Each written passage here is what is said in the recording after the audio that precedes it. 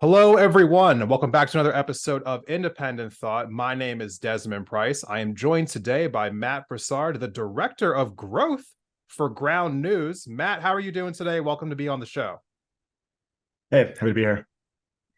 Thank you so much for being here. First and foremost, I just want to say that I have been following Ground News for quite a few years now. I've been really a big fan, even back when you had the graphics that didn't look as good as the graphics do now. No offense, but I'm always been a really big fan of everything that you're doing. I share your stuff on Instagram all the time. And first and foremost, before we get into any of the other kind of questions involving you or the organization, I kind of just want to get a brief feel for everyone who doesn't already know what you are and what you do. What exactly is Ground News? And what are you trying to accomplish with the organization? Yeah, so I guess at its core, Ground News is a news comparison platform.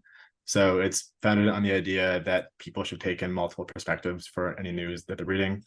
Um, so for any story, you can see coverage from news sources who lean more left, like CNN, HuffPost. You can read sources from the center and also from the right, Fox News, the Journal. So the idea is you can take in a large amount of perspectives for every story, kind of see the fuller picture of what's happening, and then adopt a more balanced worldview. That also expands beyond just like the left-right binary. So Yeah. for every like global story, you can compare sources from like the U.S., UK, Brazil, Australia, Russia, Germany, so you can get a more diverse view in that way as well. We're kind of founded on the idea that there should be a better future for news and to like solve the current ills of today's system. And a lot of the current ills we believe come from the tech that powers current news. Oh, So it's when you consume news um, on Twitter, Instagram, these platforms, you're kind of fed an algorithm of what those platforms want you to see. So our kind of crowning jewel of a feature that we're known for a lot on Instagram is called News Blind Spot. So it's the idea that if you consume news on these platforms that cater to your beliefs, you're not shown certain stories that the algorithm may think that you want to engage with based off of your past behaviors. So it's kind of making the choice for you that you shouldn't see these stories. So we have a feed of these stories where you can see blind spots to the left. So stories that sources on the left didn't cover, and then on the contrary, blind spots for the right. So to kind of put that all together, the platform is meant to build a world that's less polarized, more informed, and more understanding of both their views and the views of others. So it's kind of it in a bow, so to speak. quick question for you. This is kind of an aside, something that you just mentioned here. I've always been curious about this. How do you determine whether or not a news organization is on the left or if a news organization is on the right? Like, how do you go about making that determination? Yeah, good question. It's not one that we do ourselves.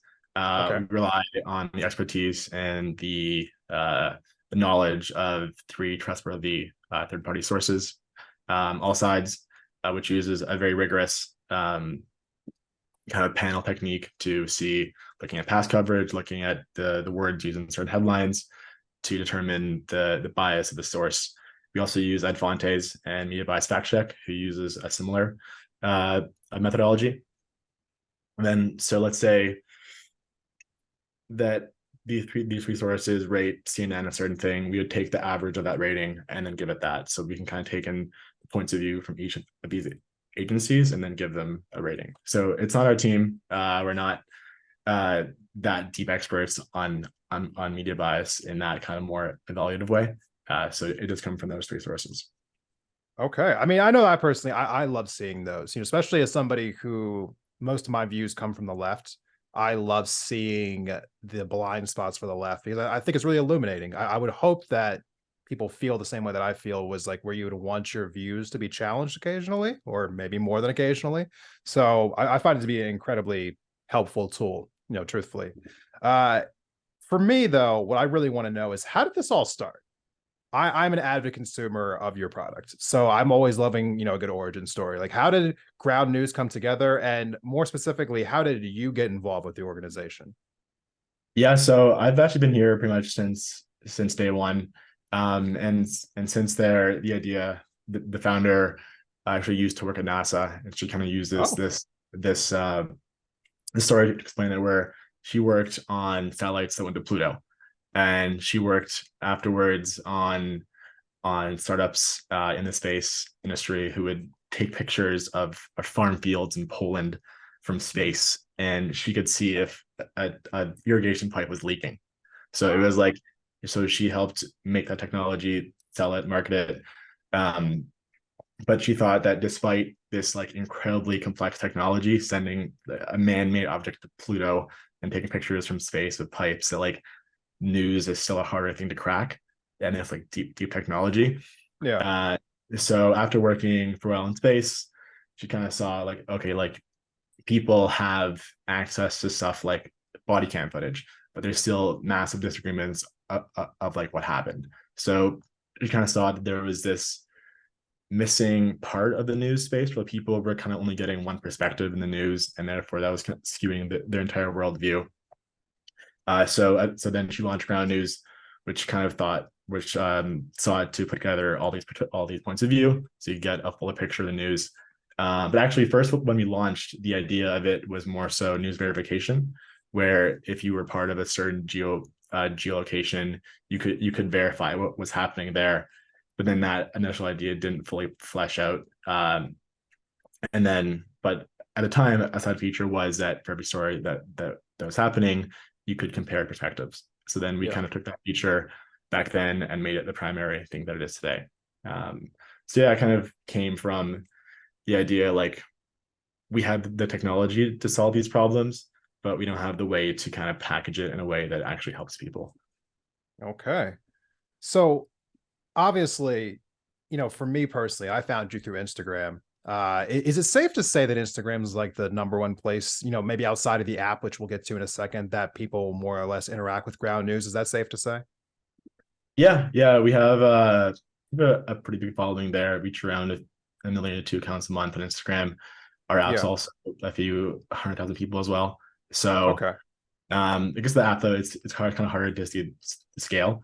Um, but yeah, we do have a big following on Instagram, which is kind of odd because like Instagram isn't that big of a news source for a lot of folks. It's usually stuff like Twitter, TikTok, but I think True. just the way that we've structured our content, it's kind of spoken to the platform. You know, I think Instagram's an untapped resource when it comes to news distribution. And so I appreciated being able to interact with you all over there. But I've always been curious. I know for me personally, when I'm doing the show that I do, there are so many stories that I can just never get to. I feel like for every story I cover, there's like 10 that I wish that I could cover, but there's just only so much time in the week. So for Mhm. you, how do you sift through everything and make a determination about what actually makes it onto Instagram versus like all the different stories that are floating out in the space? Yeah, it's probably one of the hardest problems that we solve daily, where it's like there's thousands of things happening a day, like local level and national level. Um, so we approach in a way where like if there's stories where it's something that's like objectively huge happening, like Russia declares war in Ukraine, that's going to be a story that we're going to post. So we do prioritize the kind of huge breaking news stories that like is the kind of thing that everyone's talking about the next day at the office. Those kind of stories are pretty bread and butter for us. But also we do prioritize stories that we believe are undercovered, which are often blind spots. Because we kind of see blind spots as like a shining light, because a large portion of people who see them probably wouldn't have seen that story anywhere else, Yeah. because a lot of people are in these kind of more engagement driven feeds on their apps. So we do prioritize posting like one or two a day of blind spots, and also just like the stories that we deem to be undercovered. So like important topics only have like 5 or 6 sources. It's kind of our goal is like we want people to see stories they wouldn't see anywhere else. We kind of make that determination where it's like, okay, this story is being covered by a few sources, but it should be covered by more because it's a topic that affects X people. So that's how we try to approach that. And also like the news, especially as of late, is like really brutal. It's almost like a meat grinder Yes. days. Yes, it is. So we've started to just like, if stories make us laugh, if stories are funny or they're like good news, um, we try to post those, which is actually a recent shift of ours because like before we saw ourselves more as a brand that has to report kind of the hard news about politics, about the economy, but people aren't thinking about that all the time and they don't want to hear it all the time. So we Yeah. try to add some like, funny thing happening overseas or like probably one of my favorite stories was there's this thing called the Florida Man Games where it's just like Florida men competing for like cop evasion, stuff like that, which is like That's funny. no one's gonna be upset that they saw that. It's like No. sure, there may be anything that's more important than that, but you can't always be fully online in that way. So we try to mix up with some stories that are more light too. I think if you're covering one story a week, then obviously you can't cover stuff like that. But I mean, you're covering multiple things a day. Obviously, there's going to be some room for other stories. And you know what? Truthfully, as a consumer, obviously it's different, from producer lens to consumer lens. But for consumer lens, you need to break it up. Like I can't just have nothing but bad news all the time. It makes you want to disengage with the news in general, right?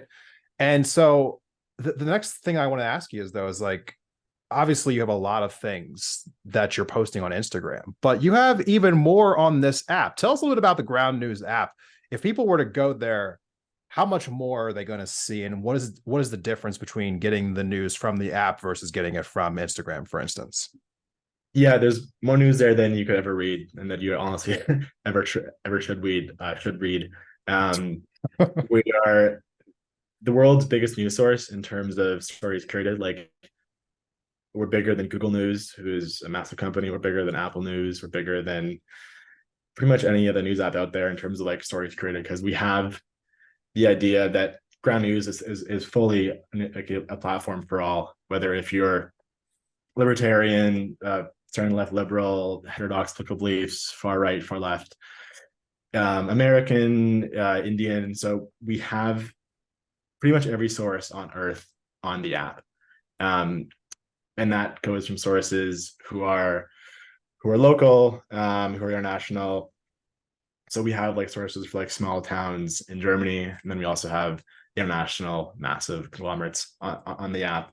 So we have about, I believe, on the average day between like 30 and 60,000 stories on the app, Wow. um, which is yeah more than you can read in a day, lifetime in one day. So a lot of that stuff is like stories that are local and for niche topics. So it's a pretty massive catalog of content. So it also is good. So like, if you're into more stuff, like if you're into more science news, tech news, news about changing culture, then that's also a place for you too. Because like again, like no one wants to consume all day like hard news about politics. People have interests, so Yeah. we have there as well. Like I'm pretty into tech. I'm always like following tech news. So like I've been following the Sam Altman drama like Right. Right.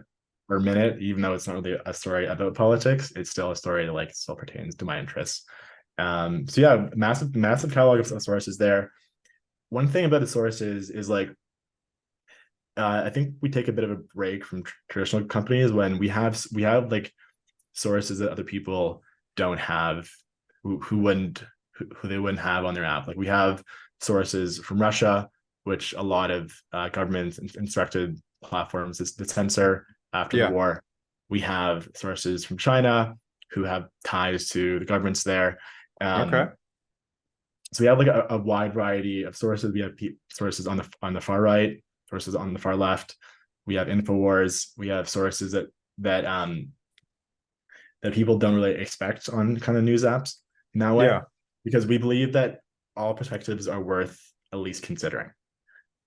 So if you say, okay, the news from Russia today isn't trustworthy, then you have that there to consider. And then we'll give you the context, like, okay, the source is Russian affiliated, but you still have that source there to compare it to other stories. So if you want to see, okay, I want to see how a person in Russia perceives the world. So you could possibly put yourself in their shoes. So you could read sources in Russia, kind of teleport yourself there and see, okay, this is how a Russian sees the world. Same thing where it's like, okay, I want to see how a person in China sees the world, a person in the UK, a person in Brazil. So it allows you to kind of like walk a mile in someone else's news, so to speak. Yeah. Okay. Um, so even if you don't agree with the news, and I don't agree with a lot of the sources on the app, but I still think that it's important that people have access to these sources and their news to at least consider how other people think and feel about the world. So when you have these disclaimers next to some of these sources, like for InfoWars, for instance, do you have this source believes that drinking tap water is turning frogs gay or something like that? Do you have that like disclaimer next to InfoWars? No, no, maybe not. Yeah, it's Might fortunate. be a good disclaimer to have next to his in particular, but Yeah. speaking about personally though, you mentioned about like why this is personally important. Mm. I want to ask you some personal questions now. Why is this work particularly important to you? Like you as the individual, Matt, why is this work with ground news something that you gravitate towards and find that you want to dedicate so much of your life towards? Yeah, I think it's kind of like from a young age. Like I grew up on Reddit, which I wouldn't advise anyone to do.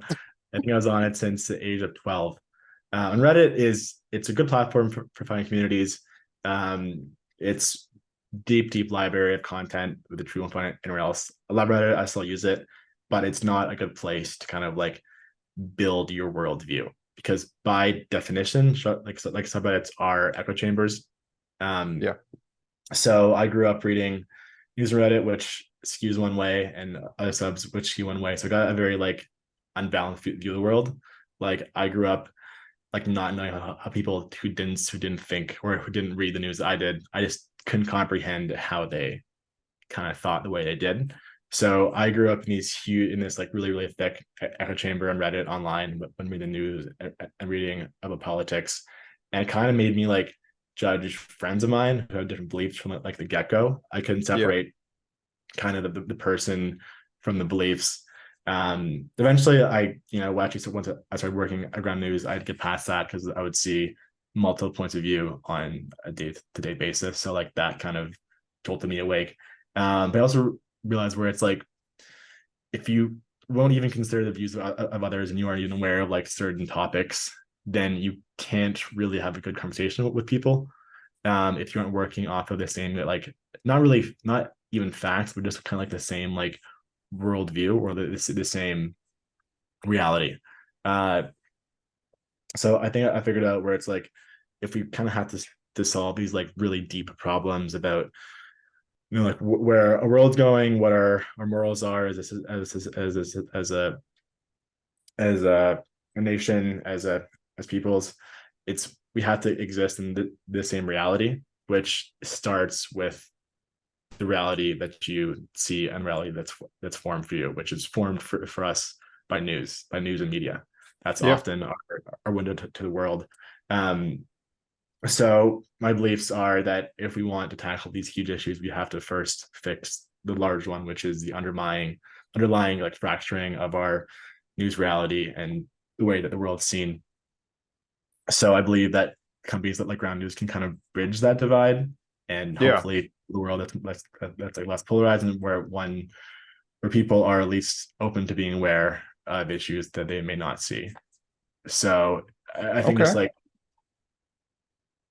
thinking to like root cause analysis. The root cause analysis of a lot of problems is the lack of awareness and the lack of shared reality. So I think companies like ours that solve that are important. So that's why I've been here now 5 years. You know what? I find the work to be incredibly important, but I think I want to focus on a word you just said there, awareness. That's Mm. something that I feel like, even to people who are trying their absolute best when they're consuming the news, it's something that is not always easy to have when you're reading a headline, when you're reading a story, so on and so forth. Understanding exactly what you're taking in or what maybe someone's motives are for writing a piece, if they have a motive at all. It's hard to really have true awareness all the time of the information you're taking in. This leads me to my next question for you, though. You have to sift through a lot of news in order to produce, this organization. What is it that you think people should know about the news while they're taking it in that maybe they're not always considering while they're engaging with the news on a day-to-day basis? Yeah, good question. Probably a few things there. One is that you're more you're more privy and you're closer to people, Gen Z, are more at risk for biased news than they think. There was this study that was done where it was they compared, I believe it was Gen Z, it was millennials, and that it was baby boomers on how they fared when being given a test of like which headline's true, and the boomers did the best. So Gen Z, Huh? millennials, they underperformed boomers in terms of like finding this info. When it's like, I'm sure everyone's seen like dozens of memes just like dunking on people of that generation on like falling for like fake news, like forwarding those like insane emails. Like everyone's kind of seen that Yeah. that uh that kind of meme. But there's kind of a different way that people fall victim to this stuff now, where it's like people often consume news on social media. So they think, okay, if this news story has 100,000 likes, it must be true. Because if 100,000 people are seeing it and liking it enough that they engage with it, then at that scale, they can't all be wrong. So there's a lot of kind of these traps of like false indicators that people um that folks more in our generation fall for versus the boomers don't really see that as the same kind of signal.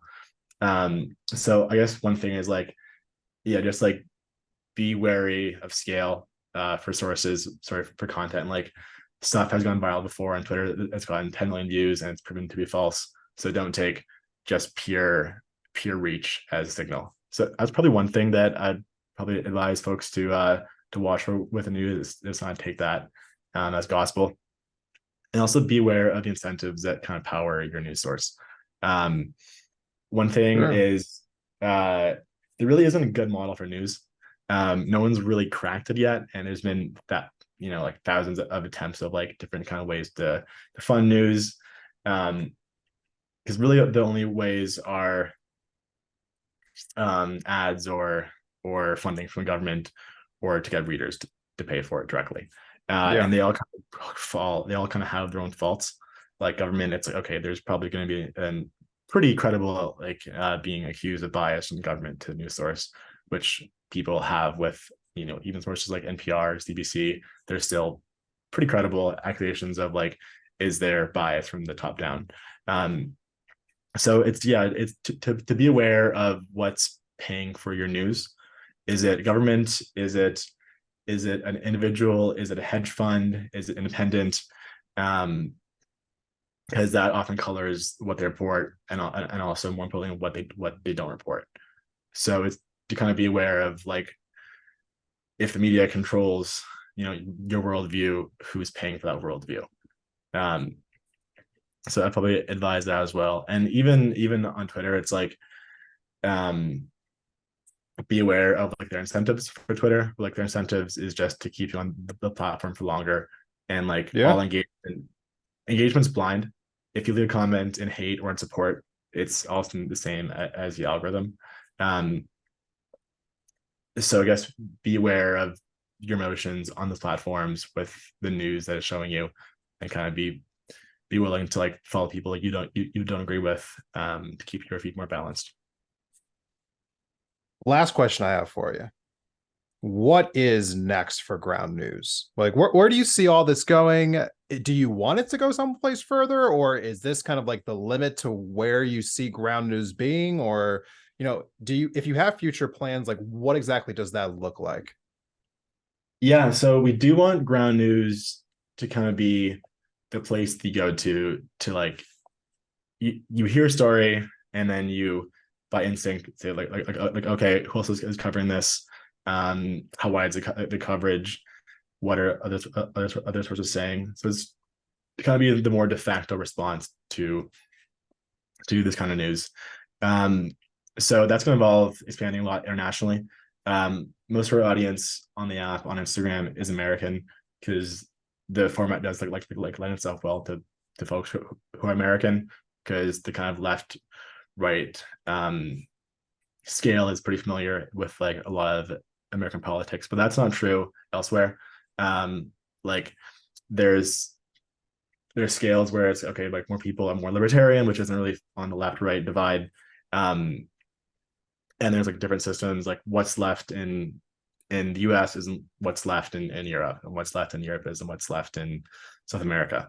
Um, so we want to expand internationally in that way by having more features that are better for these readers, and having more content that is local to them, which will involve kind of like moving into these communities, but like finding more sources, more people who are like experts in that kind of geography. So that's probably one thing that we want to do, and also expand on more vectors of like ownership, because like as I was saying before, it's like who pays for the news is often more important than like the political bias of it. It's often Right. kind of the same thing, but looking at that kind of vector of bias, we want to expand on more. So probably go more in that direction beyond just like the left and right binary that's kind of powers a lot of our app today. Okay. So you did it. You made it through an entire podcast of independent thought podcast. Are you worried that your entire fan base is going to absolutely just run for the hills now that you came onto my show? Because I mean, you might be losing just so much credibility right now. I apologize, well, not in advance in this moment. So what do you think? Is it completely over for you now? No, I think it is never over, and if anything, like we're back, so it's fine. Uh, I think with ground news, like kind of our ethos, like as I said before, it's we have built from the entire spectrum on our app in terms of our content. Yeah. Um, so we're happy to talk to anyone. We're happy to ask them about their views. They can ask us about our views, our views on media bias, and kind of the future of news. So I think our audience is pretty smart. They're knowledgeable of us, and it's like kind of like the lore that's built up of ground news for Yeah. on Instagram is quite impressive. I think for a news source feels a lot more like a community than like just like commenting on the news itself. It's almost more Right. like a meta discussion, and like it's like ongoing about the news and media. So yeah, I think we'll be fine. I hope so, because it would be a shame if it was all over after this for you. Because I know that when you announced this episode, it had some reviews. I would say they were mixed, but that'd be being nice to me. They weren't really that mixed. Um, do you think that I don't know, the people even have any questions for me, or should we just cut this right here? What do you think? Yeah, so I'd love to ask, where do you get your news? Like what informs you? What informs your worldview? Who do you trust in the space? You know, I It's a hard question for me to answer because I feel like I get information from so many different sources. I get information from traditional outlets, online. I go to Google News myself. Sorry, apologies, not on the Mm. ground news app itself. But I get a lot of news from there. I seem to gravitate more towards articles from places like Reuters and Axios. It just feels like they don't really come with the same like lens that you would get from like a Fox or a CNN or a CBS article, if that makes sense. They just feel like they're very just straightforward. The AP does a really good job of that. For news that's a little more under the radar that people aren't talking about as much, I love going to like The Intercept, Democracy Now. I think those are really great resources. But I also like to get my news from sort of like political pundits that I trust. I feel myself Mm. going to YouTube quite a bit. I think there's quite a bit of news commentary that's happening on YouTube right now that it helps me sift through the news better. For I think I've found over the years that I'm more of an auditory learner. And Mhm. so certain people like Breaking Points, for instance, Crystal Ball, Sagar and Jetty, I found myself going to The Hill, sometimes Rising. There's a person by the name of Kyle Kalinske. I've been on his show. I mean, I'm not been on his show. I watch his show quite a bit. And there's quite a few others. I mean, I think, sometimes I'll listen. I've even sometimes gone to listen to what Ben Shapiro's had to say, not because I Mm. believe in any of the same views that he does, but I feel as though if I want to hear the perspective from the Republican side, that's probably the most tame version of it, as far as I'm concerned. Because if anybody's ever been onto my account or watched my show or listen to my podcast, I'm definitely on the left on mostly every single issue, but I still like to hear the perspectives coming from people who are more politically right. Because in my mind, I feel like that's the best way to truly round out your political perspectives is to have them challenged. Yeah, yeah. It's like your views aren't really yours until they're challenged. So yeah, Yeah. that's something we definitely advocate for with Ground. Um, yeah, kind of on that. So you said that your views are mostly left. What's behind Yeah. the name? Why do you call yourself the Independent Thought Podcast? In that regard. Yeah. So for me, this is a tricky, I mean, it's not really a tricky one. I've always been baffled by just how much this like particular phrasing throws people off, because we have two senators here in America who are both obviously on the left, but yet they call themselves independent. Independent also has more than one definition to it. I think sometimes people hear that name, and because it's always associated in the news with people who are centrist, people who are willing to vote Democrat, they're willing to vote Republican, people just establish the name independent as being a centrist label. But for me, independent just means like independent from the two parties, independent from the two-party platform. Like I would never call myself a Republican, I would never call myself a Democrat, so therefore I'm politically independent in that particular regard. Like when I was kind of adopting my political ideology more or less, like throughout my 20s, I came to the conclusion that I agreed with the Democrats on most issues, not all issues, but on most issues. But the more I paid attention to the Democratic Party and the things that they stood for and the things that they did or the things that they claimed to believe in, but then their following actions, it became very clear to me that I could never really call myself a Democrat. And Hmm. so for that reason, I kind of felt probably the same way that you see a Bernie Sanders feeling, where he caucuses with Democrats, but he is a political independent in the U.S. Senate. I feel mostly the same way. I could never call myself a Democrat, even though most of my views are on the left. And so independent just made the most sense to me, truly, because I can't think of a specific political party that I would even fall into. Hmm. I wouldn't categorize myself as like a Green Party or People's Party or whatever the case may be. So I think independent just feels nice and clean, because you can judge me based on the positions I take on each policy versus trying to attach someone to a political party and say, oh well, they're that because they're in that party, if that makes sense. Yeah, that makes perfect sense.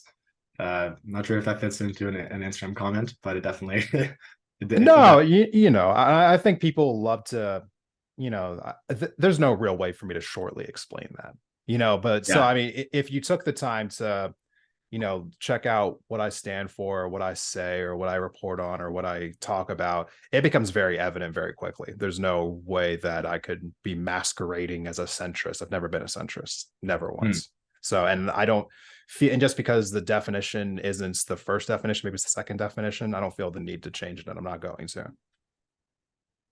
Fair answer. Yeah. So, with that being said, I really do appreciate you coming on the show today, and I, hope that people will check this out. I hope that people will check out the Ground News app as well. If they're not following you on Instagram already, definitely be following you on Instagram. Uh, is there any other place besides the app and on Instagram where people can follow Ground News? Yeah, we're pretty active on those platforms, kind of where the news is. So like Twitter, we're active on Threads if you left Twitter. Yeah, we also have if you're not much of an app person, we also have a website. It's just ground.news, most of the same functions and as the app and the same features that you see on Instagram page. And we also have if you do read your news on Twitter, Facebook, Reddit, we actually have a built-in extension for your browser. So if you see any Oh, story on Reddit, Twitter, Facebook, you click one button and then you can see all the other perspectives. So it's almost like an integration into the platform itself. So it's pretty good if you consume news mostly on those platforms, but you do want kind of a more broad point of view on important stories. perfect. For those who are interested, those links will be in the episode description. So go ahead and click into the description now, and you will see those links that he was just mentioning.